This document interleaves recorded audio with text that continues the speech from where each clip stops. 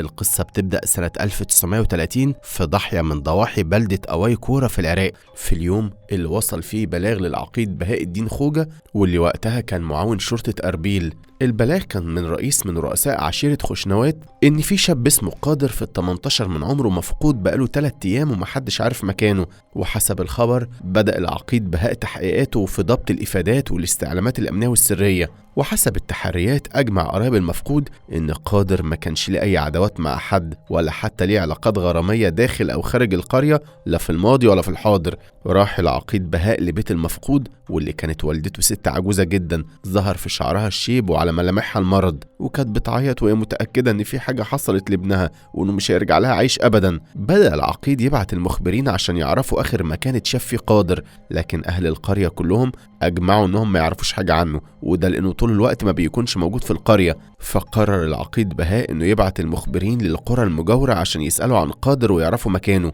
وعدى يومين من غير ما يوصلوا لنتيجة، وفي يوم خرج راجل اسمه سبع بن عباس من داره وهو رايح يشوف رزقه في المقابر، وبيدعي إن ربنا يبعت له جثث يدفنها عشان ياخد من أهلها يوميته. سبع كان خفر مقبرة باب المعظم وكان رزقه بيجيله من دفن الموتى. دخل سبع ساحة القبور وفضل يتنقل بين القبور وهو مستني فرج ربنا، وأثناء ما هو بيبص على المقابر يمين وشمال وقعت عينيه على مشهد ما شافوش قبل كده. لقى جثة لشاب بين قبرين عليه علامات الموت حاف القدمين ولابس لبس عادي. اتخض سبع وراح بسرعة يبلغ الشرطة، وده لأنه عرف إن الجثة اللي كانت المفروض تبقى فتحة خير عليه ما ماتتش موت عادية. وصل البلاغ للاسم بوجود جثة شاب مجهول وسط المقابر، ووصل البلاغ للعقيد بهاء الدين خوجة واللي كان مخبرينه في كل القرى المجاورة. فقرر إنه يروح بنفسه ومع واحد من قرايب الشاب قادر المفقود عشان يتعرف عليه. وبعد ساعات وصلوا للمقابر وتعرف قريب قادر على الجثة انها جثة قادر فعلا، وتم نقل الجثة للمشرحة لحين التحقيق فيها.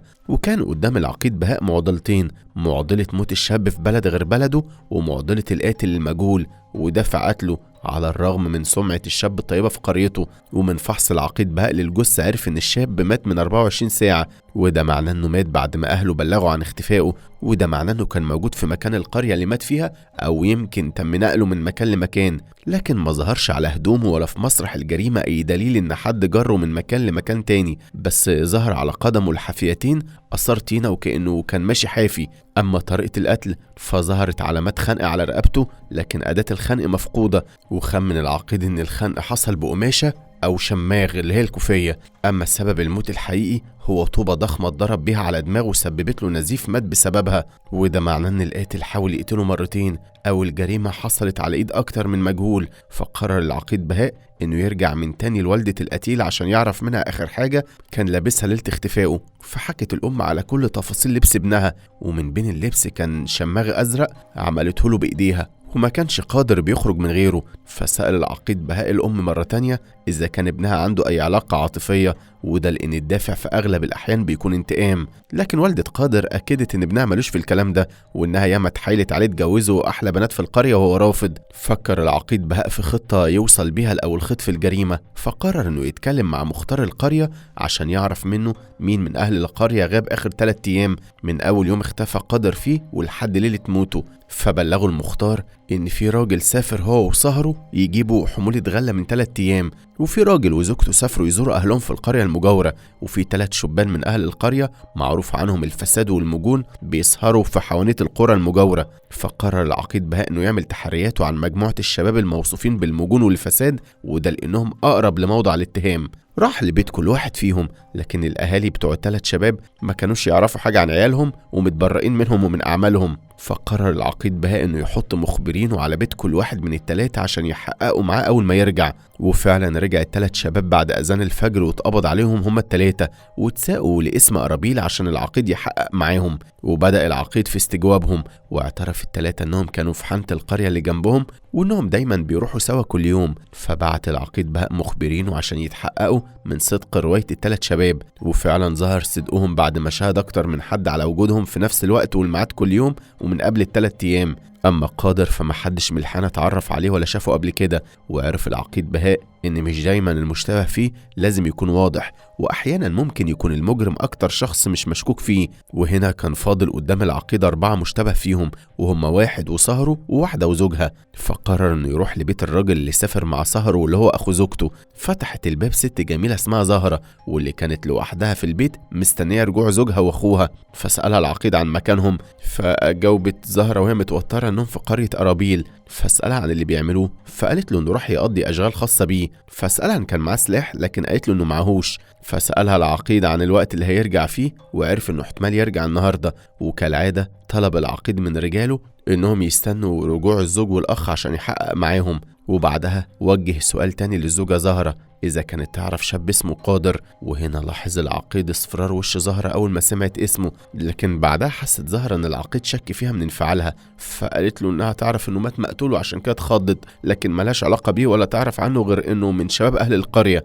فشكرها العقيد بهاء وطلب منها تسيبه ياخد جولة في البيت. وافقت زهرة ودخل العقيد لكل مكان في البيت. وحسب الخبر فضل يدور لحد ما لقى غرفة فيها أكواب من الحطب، ولفت نظره إن الحطب ما كانش متوزع على أرض الحجرة توزيع متساوي، فكان القسم الأكبر منه في ناحية، أما الباقي فكان متبعتر هنا وهناك. فبدأ العقيد يزح الطوب المتكدس على بعضه لحد ما لقى خنجرين على واحد فيهم أثار دم. وهنا ظهر التوتر على زهرة أكتر، وقبل ما العقيد يسألها قالت له إن جوزها ذبح بيه عجل من كام يوم، وإنه ساب الخنجرين هنا منين ما يعوزوهم مش أكتر. ما اهتمش العقيد بهاء وده لأن القتيل ما ماتش بجرح خنجر، لكن وظيفته تحتم عليه إنه يركز في أداء التفاصيل. وبعدها دخل العقيد أوضة ضلمة، فطلب من الزوجة مصباح عشان ينور بيه الأوضة. وأول ما شاف العقيد الأوضة استنتج بناء على رطوبة الأرض ونظافة الحجرة إن الأرضية اتغسلت من قريب بالمية، وإن المحتمل يبقى فيه جريمة حصلت هنا، وحاول الجنان إنهم يخفوا أثرها. وأثناء ما العقيد بهاء بيفكر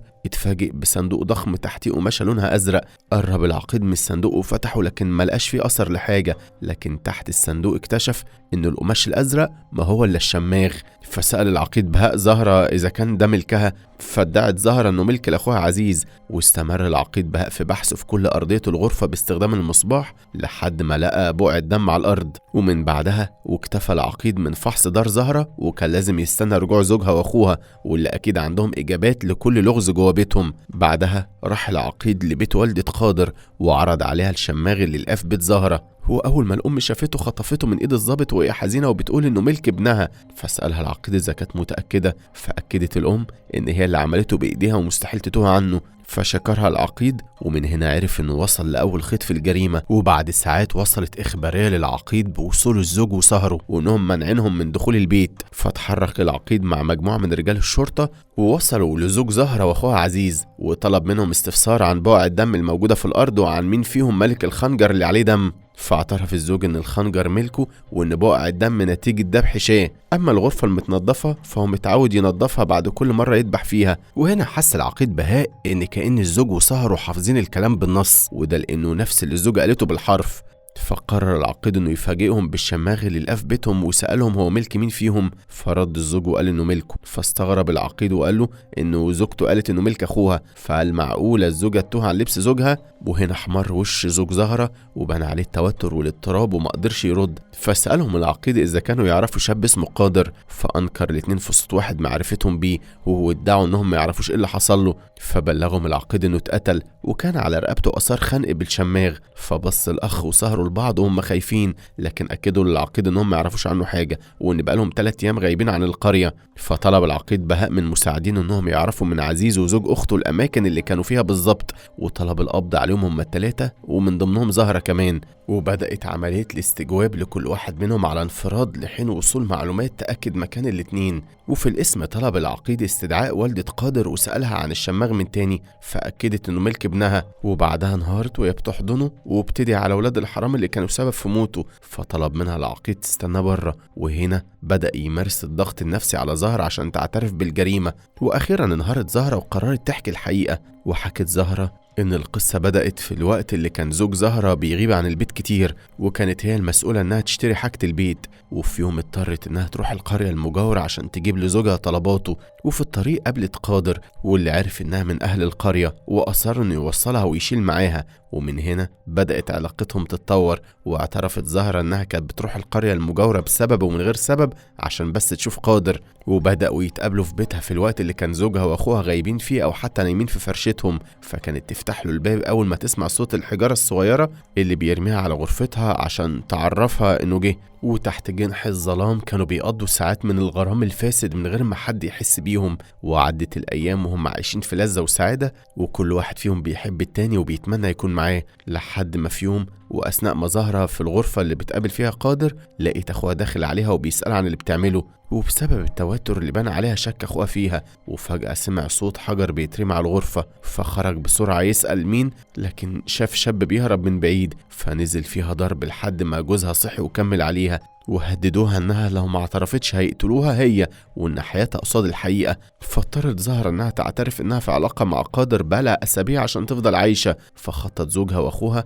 انهم لازم يقتلوا قادر احسن يفضحهم ويلوث شرفهم، وفعلا طلبوا من زهرة انها تستدرجه زي ما كانت بتعمل وهم يدخلوا يخلصوا عليه. وفعلا في ليله جالها قادر كالعاده، وفي الوقت اللي كانوا فيه في احضان بعض بان التوتر والخوف على زهرة، وحس قادر ان في حاجه غريبه بتحصل، لحد ما فجاه ظهر جوزها واخوها وهم بيهجموا عليه، وهربت زهرة وقتها من الغرفة عشان ما تشوفش اللي حصل، وكل اللي عرفته انهم خدوه ورموه في مكان بعيد. وفي اليوم اللي بعده عرفت ان قادر طعن اخوها عزيز طعنه في فخده، وهو ده سبب وجود الخنجر اللي عليه دم وسبب بقعة الدم كمان. واخيرا وصل العقيد بهاء للحقيقة، واستدعى الزوج واخو الزوجة عشان يعترفوا هما كمان بالجريمة، لكن رفض الاتنين انهم يعترفوا، فقرر العقيد بهاء حبسهم على ذمة التحقيق لحين الاعتراف، وامر بدفن جثة الشاب عشان اهله يرتاحوا. وحضر العقيد بهاء الجنازة عشان يبلغ والدة قادر بنفسه انه حقه اتجاب وانهم قبضوا على القاتل اللي هياخد جزاؤه. واثناء الدفن حضر شاب غريب عن القرية وفضل واقف على القبر وهو ساكت ما بيتكلمش. لاحظ العقيد بهاء انفعالات الشاب الباردة واللي كانت ملحوظة وسط صريخ وصويت الاهل وحتى من اللي مش من اهله، فاستنى العقيد بهاء لحد انتهاء الدفن، وبعد كل الناس ما مشيت من المقابر كان الشاب الغريب واقف قدام القبر وعلى وشه ملامح مش مفهومة، فطلب العقيد من المساعد بتاعه انه يعرف مين الراجل ده. وبعد شوية رجع المساعد بالاخبار وعرف ان اسم الراجل رمضان بن رشيد السائس، وانه واحد من معارف قادر وعايش في القرية اللي اتقتل فيها قادر. استغرب العقيد وحس ان في حلقة مفقودة وان رمضان ليه دور فيها، لكن مع وجود القاتل في السجن ايه اللي ممكن يزيد في القضية، بس من باب الاحتياط طلب من المساعد بتاعه انه يتحرى اكتر عن رمضان وعن كل اللي حوالين رمضان اذا كانوا يعرفوا راجل اسمه قادر ولا لا. وبعدها رجع العقيد الاسم عشان يقفل القضية بعد ما يتم استجواب زوج زهرة واخوها. واخيرا اعترف انهم اللي قتلوا قادر بعد ما عرفوا بعلاقته مع زهرة ورموه في الحقول المجاورة للقرية. واثناء ما العقيد بيكتسب ردودهم ظهر في عينه نظرة دهشة وطلب منهم يحددوا المكان اللي رموا فيه الجثة، فحدد الاتنين المكان واللي كان مكان مختلف تماما عن المكان اللي الشرطة لقيت فيه جثة قادر بعد بلاغ سبع الخفير. فقرر العقيد يروح معهم المكان المذكور عشان يعيدوا فيه تمثيل الجثة، وفعلا راحوا هناك وشاور عزيز وزوج زهرة على المكان اللي رموا فيه الجثة، وكان فيه فردة حذاء في نفس المكان. استغرب العقيد وسألهم تاني عن الطريقة اللي قتلوا بيها قادر، فقالوا انهم خنقوه بالشماغ بتاعه وبعدين رموه هنا واخدوا الشماغ عشان محدش يعرف اللي حصل ورجعوا البيت. وهنا اتأكد العقيد ان على الرغم من محاولة عزيز وزوج زهرة قتل قادر الا انهم مش هم اللي قتلوه، وهيتحول الاتهام من جريمة قتل عمد للشروع في جريمة قتل. وطلب من رجال الشرطة انهم يرجعوا عزيز وزوج زهرة الاسم من تاني لان مسار التحقيق هيتغير تماما. وبعد ساعات رجع مساعد العقيد بهاء ومعاه معلومات جديدة وعرف ان رمضان كان صديق مقرب فعلا لقادر على الرغم من فرق السن بينهم، لكن محدش يعرف تفاصيل عن علاقتهم الغامضة غير واحد من ضيوف السجن اسمه حمو الكردي، وده من أشقية القرية ويعرف كل صغيرة وكبيرة فيها ومحدش بيتكلم غير بإذن منه. فقرر العقيد بهاء انه يروح لحمو الكردي السجن عشان يعرف منه مين هو رمضان السايس ومين قادر، وعشان يكتشف جانب مظلم من حياة قادر محدش يعرف عنه حاجة. سمع العقيد من حمو الكردي واللي قال لهم انه كان بيشوف رمضان وقادر على قهوة سالم، وعلى حد علمه انهم كانوا مغرمين ببعض وبيمارسوا الرذيلة، وكان كل واحد بياخد من التاني فلوس على كل ليلة وعلى حسب مين فيهم المستفيد، لكن عرف ان بقالهم اسابيع متخانقين على فلوس وقادر بطل يجي القرية. فقرر العقيد بهاء القبض على رمضان واستجوابه عن المكان اللي كان فيه ليلة الحادثة وعن الشهود اللي يثبتوا مكانه، لكن رد رمضان كان انه بيبقى سكران ومش فاكر هو كان فين. فقرر العقيد قاصد انه يحقق بنفسه مع اهل القرية لعل يكون واحد منهم شهد حركة غريبة من رمضان تدل انه القاتل، وتوزع المخبرين ورجال التحريات في كل انحاء القرية. وراح العقيد بهاء لبيت رمضان السايس، لكن اكتشف ان والده راجل عجوز كفيف لا حول له ولا قوة. فسأله من باب الاحتياط اذا كان يعرف ابنه كان فين من يومين، فقالوا الاب ان بقاله اسبوعين بيخرج في نص الليل وما يرجعش غير الفجر، لكنه ما يعرفش بيروح فين، الا انه لما بيرجع بيبقى متضايق ومتعصب. فشكروا العقيد بهاء وقرر انه يروح لمختار القرية، واللي بيكون عارف مين خرج من القرية ومين قعد فيها. وعرف من المختار ان الخفرة بتوعه لاحظوا ان رمضان بيخرج كل يوم من القرية في ميعاد معين من الليل وما يعرفوش بيرجع امتى، وحصل انه خرج في نفس ليلة الحادثة. وهنا اتأكد العقيد بهاء ان رمضان هو القاتل. وبعد ما اتجمعت كل اصابع الاتهام ناحيته، قرر العقيد بهاء انه يفتش بيته، لكن ما كانش فيه اي دليل ممكن يدينه، وده لان سلاح الجريمة مجرد طوبة. وعجز العقيد بهاء انه يستجوب رمضان ويخليه يعترف بقتله القادر، وده لانها الطريقة الوحيدة لحل الجريمة. وخرج من البيت وهو يائس لحد ما نادى عليه الاب العجوز باسم يوسف. استغرب العقيد بهاء وسأله عن مين يوسف، فاتلخبط الراجل العجوز وكانه بيخرف. فخرج العقيد بهاء وطلب من مساعدينه يجمعوا كل اللي اسمهم يوسف في القرية. ووصل رجال التحقيق لشاب اسمه يوسف اتشاف مع قادر ورمضان اكتر من مرة. يوسف كان شاب في ال15 من عمره، وكان باين عليه القذارة ومشاركته في الرذيلة مع رمضان وقادر. واول ما يوسف شاف الضباط قال لهم ان هو اللي قتله، انا ماليش دعوة. وفعلا اعترف يوسف ان رمضان كان بيحب قادر، لحد ما جه في يوم وقرر قادر انه يقطع علاقته بيهم لانه قرر يتوب. لكن رمضان ما صدقوش وطلب من يوسف يروح بنفسه يراقب قادر. وفعلا زار قادر في بيته وقعد معاه لحد ما استأذن عشان يخرج في نص الليل. فخرج وراه وشافه وهو داخل البيت في نص الليل وفي ست بتفتح له الباب، وعرف انه حب واحدة متجوزة. وبلغ رمضان عشان يرضى عن يوسف ويديله فلوس، لكن رمضان طلب منه يقول لعيلة الست اللي بنتهم بتعمله ويفضحها. لكن يوسف خاف يجراله حاجة، فقرر انه يستنى الليلة اللي بيروح فيها قادر لبيت زهرة. وحاول يوسف يصحي اهل البيت، وكان فاكر انه خبط على شباك زوج زهرة، لكن اتضح ان اخوها. وحصل اللي حصل واتكشف قادر.